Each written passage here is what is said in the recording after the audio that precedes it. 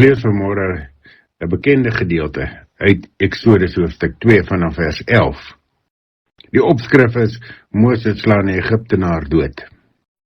Toe Moses al 'n volwasse man was, het hy op 'n keer na sy eie mense toe gegaan en gesien dat hulle dwangarbeid verrig. Hy sien toe hoe een van sy eie mense, 'n Hebreër, deur 'n Egiptenaar geslaan word. Nadat Moses rondgekyk het en niemand gewaar het nie, het hy die Egiptenaar doodgeslaan en hom onder die sand toegekrap. Die volgende dag gaan hy weer, en tot sy verbasing was daar 2 Hebreëse manne aan die baklei. "Waarom slaan jy aan jou broer?" vra hy die een wat die rusie begin het. "Wie het jou aangestel as baas en regter oor ons?" vra die ander. "Wil jy my miskien ook doodslaan, soos jy die Egiptenaar doodgeslaan het?" Toe skrik Moses en hy dink, die ding het bekend geword. Toe dit by die farao uitkom, wou hy vir Moses laat doodmaak, maar Moses het van hom al weggevlug en in Midian gaan woon. Terwyl hy daar by 'n put sit, het die 7 dogters van 'n priester van Midian kom water skep om die drinkbakke vol te maak en hulle pa se kleinvee te laat suip. Toe daar veewagters aankom en die dogters wegjaag, het Moses opgestaan en hulle gehelp en hulle kleinvee laat suip. Met hulle aankoms by hulle pa Reuel, het hy gevra, "Hoe het julle vandag so gou gekom?" En hulle antwoord, "Daar was 'n Egiptenaar en hy het ons gehelp teen die veewagters. Boonop het hy vir ons water geskep en die kleinvee laat suip." Toe vra die priester vir sy dogters, "Waar is hy? Waarom het julle die man daar laat staan? Gaan nooi hom huis toe om by ons te kom eet." Moses het ingewillig om by Reuel te kom woon en later met sy dogter Sipora getroud. Toe sy 'n seentjie kry, het Moses hom Gersom genoem, want het hy gesê, "Ek woon as vreemdeling in 'n vreemde land."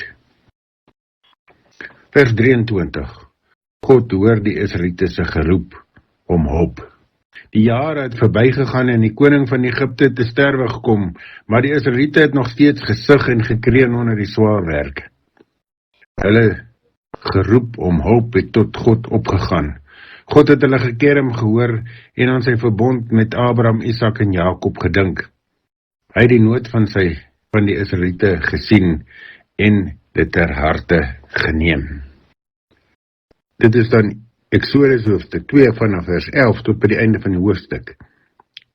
Die eerste gedeelte gaan daaroor dat Moses, wat nou 'n groot man is, 'n volwasse mens is, tussen die mense deurloop wat sy eie volk is.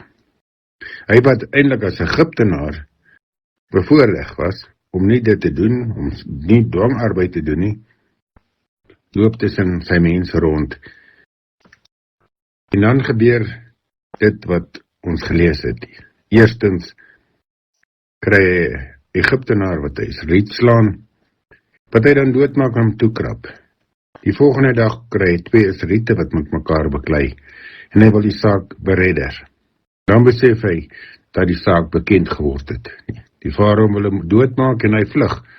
Hy vlug na Midian, waar hy mense help om hulle vee water te gee. En so kom hy by Reuel, eintlik by sy skoonpa, sy aanstaande skoonpa aan, wat hy nog nie van weet nie, en hy trou later met sy dogter Sipora, wat vir hom dan 'n seun gee, Gersom. En dan lees ons hierdie bekende gedeelte wat die geroep van die Israeliete tot die Here gekom, en hy dan gehoor gegee. Hierdie gedeelte dan Genesis hoofstuk 2, Eksodus hoofstuk 2, vanaf vers 11 tot by die einde van die hoofstuk in die 83 vertaling.